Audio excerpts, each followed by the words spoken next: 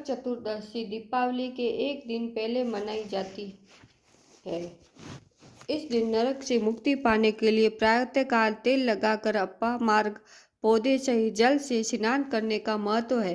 नरक चतुर्दशी की रात्रि को यमराज के लिए दीपदान करना चाहिए। नरक चतुर्दशी की कथा के अनुसार इसी दिन भगवान श्री कृष्ण जी ने नरकासुर नाम दैत्य का संहार किया था। चलिए हम सुनते हैं नरक चतुर्दशी की कथा। प्राचीन समय में रतिदेव नामक राजा था। वह पहले धर्म में धर्मात्मा व दानी था। उसी पूर्ववत कर्म से इस जन्म में भी वह राजा दान आदि देकर सत्य कार्य किए करते थे। जब उनका अंत समय आया तब यमराज के दूत उन्हें लेने आए। बार बार राजा को लाल आंखें निकालकर कह रहे थे, राजा नरक में चलो, तुम्हें वहीं चलना पड़ेगा। इस पर राजा घबराया और उनसे नरक में चलने का कारण पूछने लगा।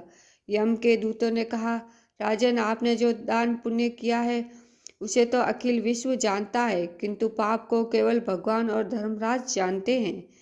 राजा बोले, उस पाप को मुझे भी बताओ जिससे उसका निवारण कर सकूं।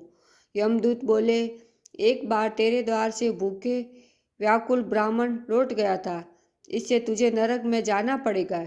यह सुन राजा ने यमदूतों से विनती की कि मेरी मृत्यु के बाद स्वतः ही मेरी आयु 1 वर्ष बढ़ा दी जाए। इस विषय को दूतों ने बिना सोचे समझे ही स्वीकार कर लिया और राजा की आयु 1 वर्ष बढ़ा दी। यमदूत चले गए। राजा ने ऋषियों के पास जाकर इस पर चर्चा की कि इस पाप से मुक्ति का क्या उपाय है। ऋषियों ने बताया कि हे राजन, तुम कार्तिक कृष्ण पक्ष की चतुर्दशी को व्रत रखकर भगवान कृष्ण का पूजन करना, ब्राह्मण को भोजन कराना तथा दान देकर सब अपराध सुनाकर क्षमा मांगना, तब तुम पाप मुक्त हो जाओगे।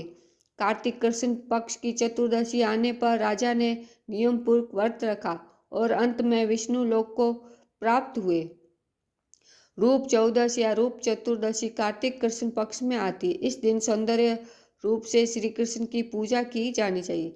इस चतुर्दशी को लोग व्रत भी रखते। ऐसा करने से भगवान सुंदरता देते। इस दिन नरक चतुर्थी का व्रत रखा जाता है। बोलो श्री कृष्ण भगवान की जय।